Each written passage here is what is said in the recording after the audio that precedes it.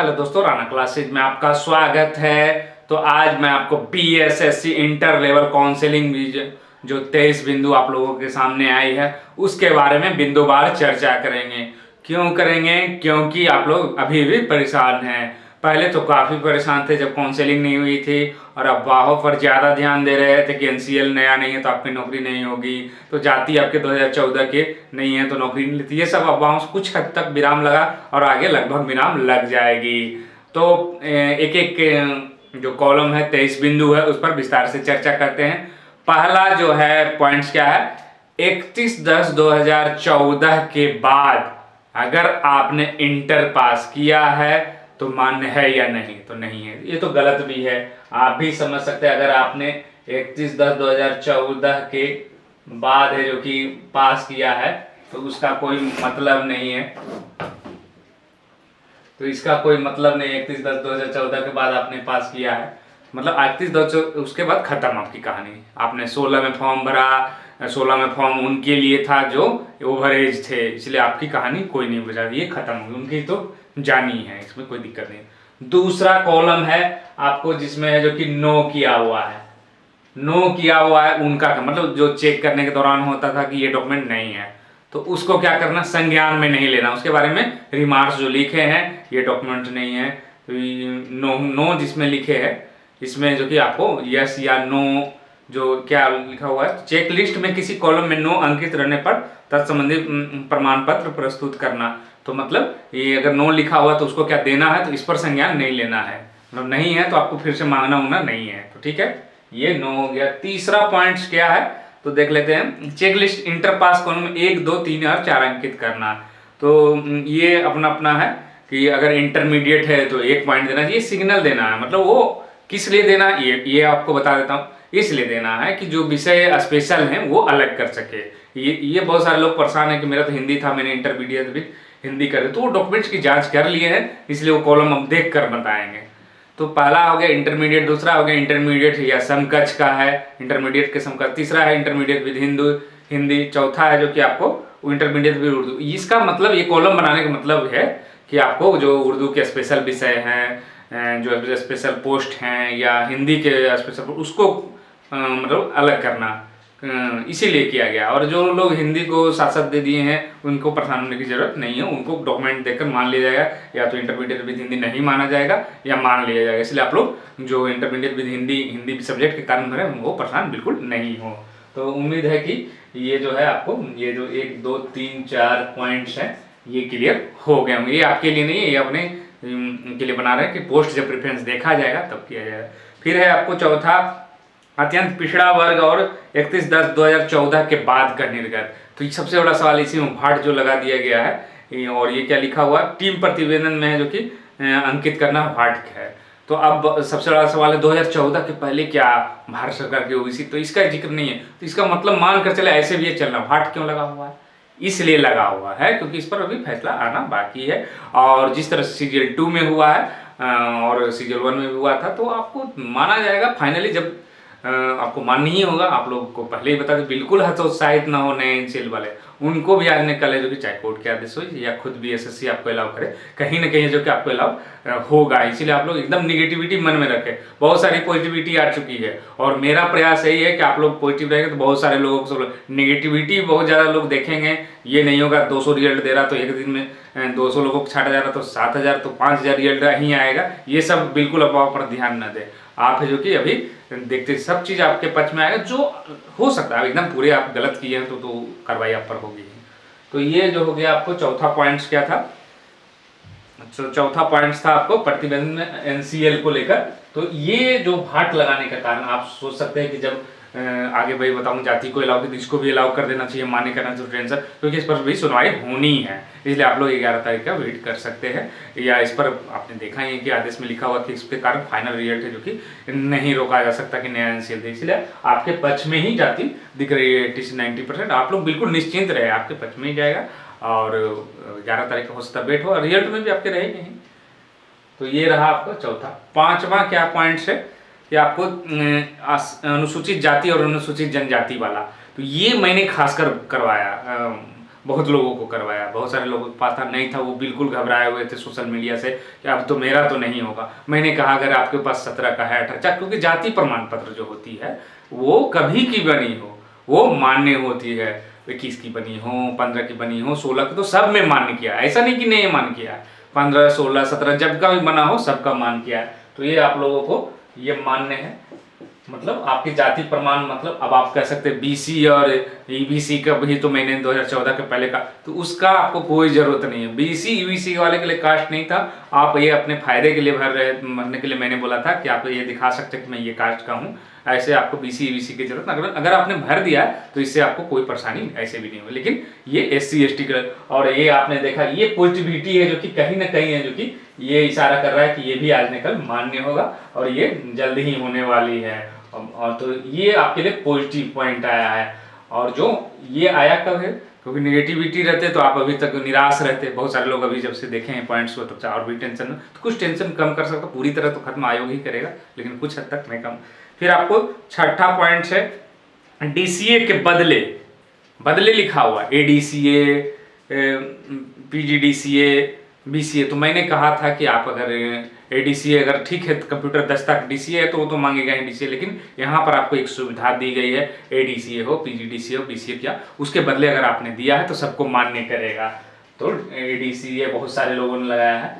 तो अगर ADCA उस कॉलम में नहीं भरेंगे, कंप्यूटर दस्ता वाले में ही दे दिए है, तो चलिए अच्छी बात है, कम से कम आपने दिया। तो बहुत सारे लोग तो दे ही नहीं रहे थे कि मैं दूंगा ही नहीं क्योंकि ADCA मांग रहा है। मैंने कहा कि ठीक है, आप अगर उस कॉलम के लिए नहीं देते ADCA के लिए, तो कम से कम कंप्यूटर दस्ता के लिए तो लगा दीजिए। तो ये बहुत सारे लोगों ने किया है, तो उनको फायदा मिलना ही है, चाहे PGD हो उसके लिए नहीं लगाया हो, ADCA के लिए अगर यस किए हुए तो वो तो अपने प्रमाण पत्र ठीक है उसमें नो लिखा, लेकिन फिर भी ये जो आपके डॉक्यूमेंट लगे हुए हैं तो वो आपको वैलिड रहेंगे, क्योंकि प्रमाण पत्र एक ही जगह, अगर एक ही मान लीजिए कंप्यूटर दस्ता के लिए आपने ADCA लगाया और वहां पर आपने जो कॉलम है, अगला कॉलम जो था DCA नो, तो फिर भी आपको ये मान्यता मिली, क्योंकि डॉक्यूमेंट तो आपके BSSC के पास ही गई ना, तो ये आपको फाइनली फायदा पहुंचाएगा। उसके बाद है जो कि आपको 7वां पॉइंट है DQ 31/10/2000।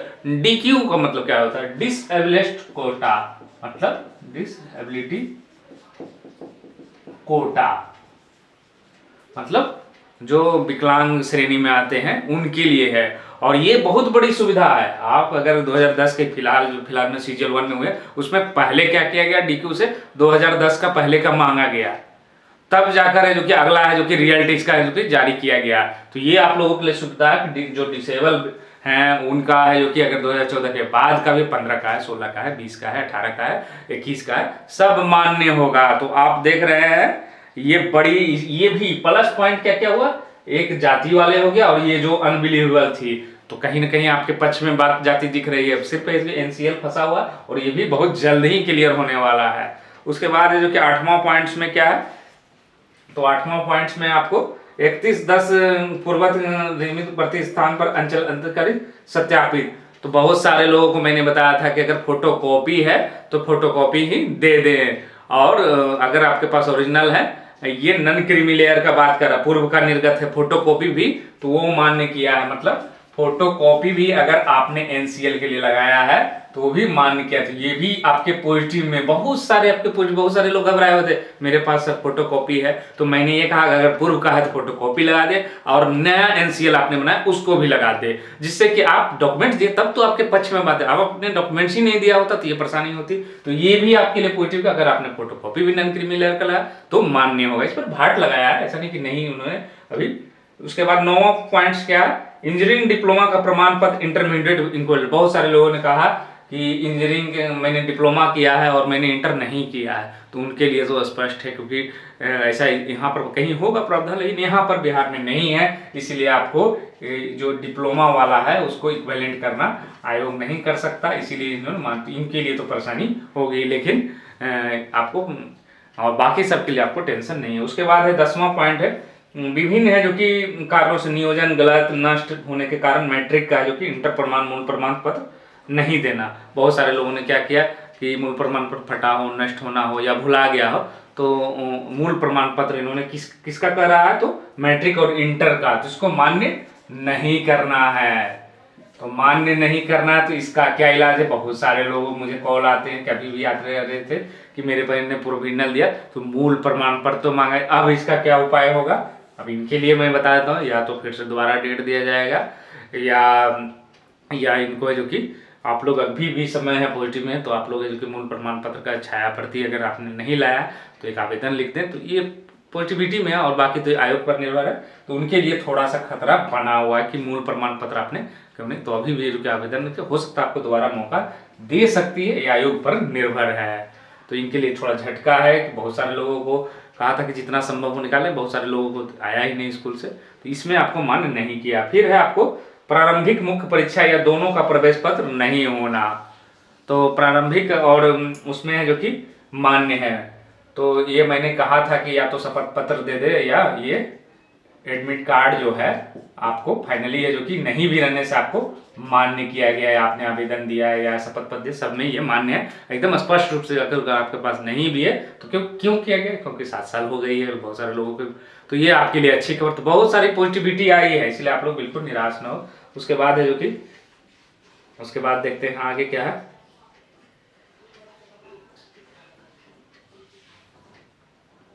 उसके बाद 12 नंबर पर आते हैं, माता पिता का नाम में स्पेलिंग अंतर होना।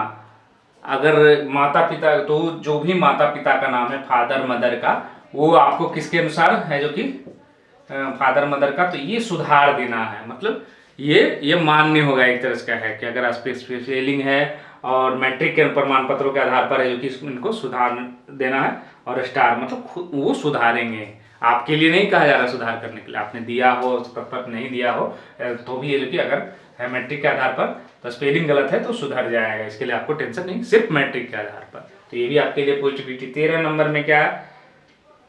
जन्म तिथि में अंतर होना, ये भी है जो कि मैट्रिक के आधार पर अगर आपका किसी कारणवश, बहुत सारे लोगों को है जो कि ये 1970 लिखा गया डेट ऑफ बर्थ में, तो भी ये मान्य होगा, तो ये भी है जो कि आपको सुधार कर दिया जाएगा, एक तरह का कहे तो ये भी मान्य होगा। उसके बाद है 14 नंबर क्या है? आपको पता में अंतर होना, तो आवासीय प्रमाण पत्र जो भी आपने दिया है स्थायी आवास प्रमाण पत्र, उसके आधार पर है जो कि ये भी मान्य होगा। बहुत सारे आपके पास पॉजिटिविटी आ गई है, इसलिए आप लोगों को मेरा कुछ कुछ बताना जो भी रहा, थोड़े बहुत लोग ही माने हुए, तो बहुत सफल रहा, और उम्मीद है कि मैं इसी तरह आप लोगों की क्वेश्चन आंसर कट ऑफ तो बहुत सारे लोग बताते हैं, लेकिन किसी को सही डायरेक्शन देना, क्योंकि ऐसा काउंसलिंग है जो कि बीएस में पहले करा चुका था, इसी का अनुभव है जो कि मैंने दिया, और बहुत सारे लोगों ने इसका फायदा अब पता चल रहा है, जो कम से कम निगेटिविटी से जो दूर रहे। और अभी भी कहता हूँ कि आप लोग बिल्कुल निगेटिविटी से दूर रहे, बहुत आप लोग निगेटिव रहते हैं, फलना ने ये कह दिया, दूसरे ने ये कह दिया, तो मैं कह रहा हूँ आप है जो कि वो प्रयास कर रहे हैं, सारे एनसीएल के लिए आप प्रयास कर रहे हैं, तो निश्चित रूप से आप आगे होगी। उसके बाद 15 नंबर में क्या है? इंटर पासिंग डेट में अंतर होना, तो इसको भी इंटर के आधार पर है जो कि सुधार देना, यहाँ भी है जो कि आपका सुधार हो रहा है, तो ये भी है जो कि आपके लिए पॉजिटिविटी में रहा। अब किसको सुधारना है? आपको नहीं सुधारना है, वो जो सहायक है प्रशासक बताते उनको कहा जा रहा है। उसके बाद 16 नंबर में क्या है? इंटरमीडिएट का बहुत सारे लोगों ने क्या किया था कि इंटर का वो सर्टिफिकेट है या जो है मार्कशीट में देना, किसी कारणवश डेट मार्क्स इंक्रीज किया या मार्क्स में सुधार के लिए दिया या डुप्लीकेट दिया, तो सबको क्या कर रहा है यहाँ भी मान्य किया जा रहा था, ये भी आपके लिए पॉजिटिविटी ही आ गया, तो उन लोगों की परेशानी खत्म हो गई है। उसके बाद है आपको अत्यंत पिछड़ा वर्ग के बदले अनुसूचित जाति का प्रमाण पत्र देना, ये क्यों दिया जा रहा है? ये 17 नंबर में, क्योंकि ईबीसी वाले जो हैं ये जो है अत्यंत पिछड़ा वर्ग है, तो एमबीसी वाले क्या किए हैं? एससी में चले गए हैं। ये किस लिए स्टार दिया जा रहा? क्योंकि ये चेंज हुआ है, और इस पर है जो कि एक वीडियो में मैंने दिखाया था पहले कि इस पर मंथन करेगा, इस पर मीटिंग होगा, इस पर बाद में फैसला लिया जाएगा। इसका मतलब स्टार का मतलब ये नहीं हो गया कि आपको अभी है जो कि हटाया जा रहा है, इस पर है जो कि बाकी आगे मीटिंग होगी, उस पर फैसला किया जाएगा कि जो एमबीसी के बदले है जो कि बीसी क्यों दिए, क्योंकि उनके पास उसमें प्रमाण पत्र नहीं थे, और है जो कि वहाँ पर चेंज हो गई जाति, बिहार सरकार द्वारा चेंज हो गई, इसीलिए है जो कि वो दिए है, और ये बात आयोग भी समझ रहा है, इसलिए आप लोग परेशान होने, इस पर फैसला लिया जाना है। तो इनको भी परेशान होने की हो सकता है आपके पक्ष में ही उम्मीद है कि सीजन 1 में 2 में भी किया गया था इस तरह से, तो आपके पक्ष में भी ये फैसला उम्मीद है। उसके बाद है पिछड़ा वर्ग के बदले अत्यंत पिछड़ा वर्ग। ये क्यों किया गया पिछड़ा वर्ग के बदले? ये तो कुछ जातियों को पिछड़ा वर्ग से इस पिछड़ा वर्ग। दूसरा है कुछ लोगों ने गलतियां की है, दोनों कंडीशन में 17 हो या 18 हो, इस पर भी है जो कि आपको क्या कहा गया है, डबल स्टार, मतलब ये गलतियों के कारण हुई है या चेंज के कारण हुई थी। ये वही फैसला है जो कि आपको बाद में हो सकता है, इस पर भी आपकी स्टूडेंट के पक्ष में पॉजिटिविटी आए। उसके बाद किसी भी प्रमाण पत्र नहीं रहने पर शपथ पत्र देना। तो कोई भी अगर प्रमाण पत्र नहीं है और उसके पीछे जो कि आप शपथ पत्र देंगे तो मान्य नहीं होगा। क्यों नहीं होगा?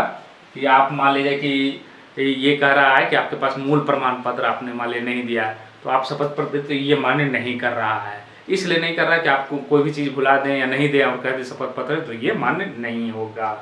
उसके बाद एक ही अवधि में अधिक प्रमाण पत्र, रेगुलर कोर्स नहीं होना चाहिए। हाँ, स्पष्ट लिख दिया है रेगुलर कोर्स, मतलब रेगुलर मतलब एक ही, रेगुलर कोर्स का मतलब होता है नियमित कोर्स, मतलब एक ही टाइम में, जैसे 10 बजे से 5 बजे, वहाँ भी 10 बजे से 5 बजे। तो ऐसे कोर्स जो रेगुलर नहीं है, जैसे रेगुलर अनियमित कोर्स कौन सा कहेंगे, कंप्यूटर की हो गई, टाइपिंग की हो गया, सुलेखन की हो गई, तो ये अगर है एक टाइम का तो आपको टेंशन नहीं। इंटर नहीं होना चाहिए, एक साथ ग्रेजुएशन नहीं होना चाहिए, इंटर के बाद कोई डिप्लोमा एडीसीए भी हो सकती है, लेकिन जो डीसीए नहीं हो सकती, क्योंकि डीसीए मान्यता प्राप्त जब कहा जाएगा तो इसका मतलब हो गया कि आपको जो कि मान्यता प्राप्त में आपको टाइमिंग तो 10 बजे से 5 बजे, तो वहाँ पर है जो कि आपको ध्यान रखना है। तो रेगुलर कोर्स वाले को कह रहा है, टाइपिंग और ये को नहीं कह रहा।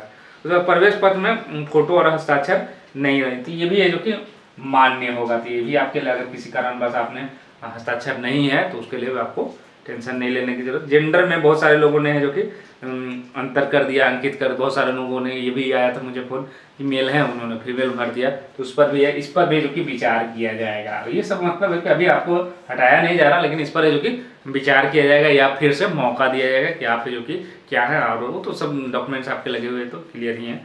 उसके बाद ऑनलाइन में अनएम्प्लॉयड परंतु वर्तमान में सेवारत होने का प्रमाण पत्र जो कि मान्य नहीं करना है। तो मतलब ऑनलाइन में आपने जो कि अगर आपने दिया है कि सेवा में नहीं है तो आपको वो प्रमाण पत्र है जो कि एनओसी को है जो कि सेवारत होने का प्रमाण पत्र दिया है ऑनलाइन में अनएम्प्लॉयमेंट, क्योंकि वहाँ पर बिहार सरकार के सरकारी सेवक या अनएम्प्लॉयमेंट आपने भरा है, तो निश्चित रूप से जो कि आपको इस पर है जो कि मान्य नहीं करना है। एनओसी के बारे में कह रहा है ये पॉइंट्स है जो कि बहुत हद तक क्लियर होंगे, कुछ पॉइंट्स अभी भी लोगों के क्लियर नहीं है। सबसे ज़्यादा जो परेशान है इस जो ये जो आई है 23 पॉइंट, उसमें एनसीएल वाले पर्सन मेरा क्या होगा, हमने तो नया दिया, भारत सरकार की मांग, भारत सरकार वाले तो टेंशन नहीं ले, ये भी टेंशन नहीं ला, बहुत जल्द ही इस पर एनसीएल का क्लियर हो रहा है।